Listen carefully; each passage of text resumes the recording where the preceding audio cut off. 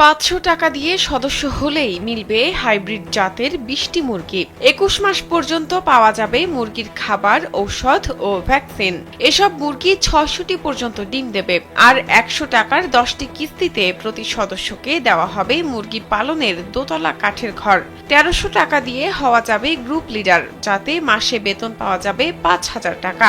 মুরগি মারা গেলে দেওয়া হবে 1000 টাকা ভর্তুকি।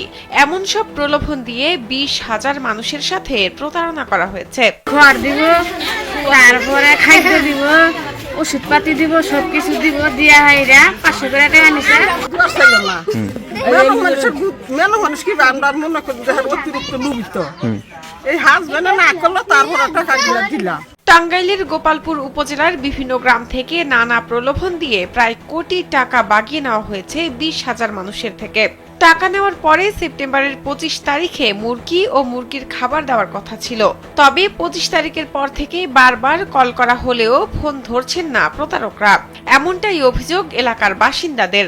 25 তারিখে নেই আসি আর 7 দিন আছে ওই হুই না কত 2200 টাকা থুইছাল কত কষ্ট আমি দিছাল 60 হলে 35,000 টাকা নিয়ে আসছে তার হাতে হাতে হারা মনে সবাই নিচে আমাকে স্বামী খেয়ে ভালোবাসে তোরা মেয়া মানুষ এত তখন মুখে।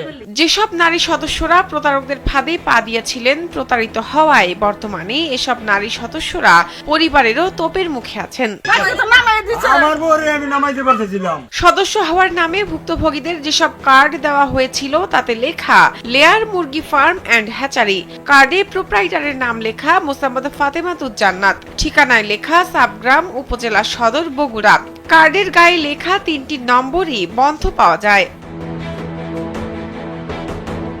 গোপালপুর থানার ভারপ্রাপ্ত কর্মকর্তা গোলাম মুক্তার আশরাফ উদ্দিন জানান, এ বিষয়ে কোনো অভিযোগ পাননি, এমনকি জানতেনও না। তবে সব প্রণোদিত হয়েই প্রতারক চক্রকে আইনের আওতায় আনার চেষ্টা করা হবে বলে বলেন তিনি।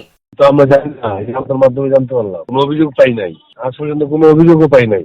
যেহেতু অভিযোগ পাই নাই, আমাদের নলেজে নাই, এটা অভিযোগ পাওয়ার সাপেক্ষে বা অভিযোগ যদি কেউ না করেও আমরা সব প্রণোদিত হয়ে এই চক্রটাকে ধরবো, ধরে আইনের আওতায় আনবো। প্রতারকদের ধরে আইনের আওতায় আনা হবে এবং ভুক্তভোগীদের টাকা ফেরত দেওয়া হবে, এমনটাই প্রত্যাশা স্থানীয়দের। শাহনাজ পারভিন, কালবেলা।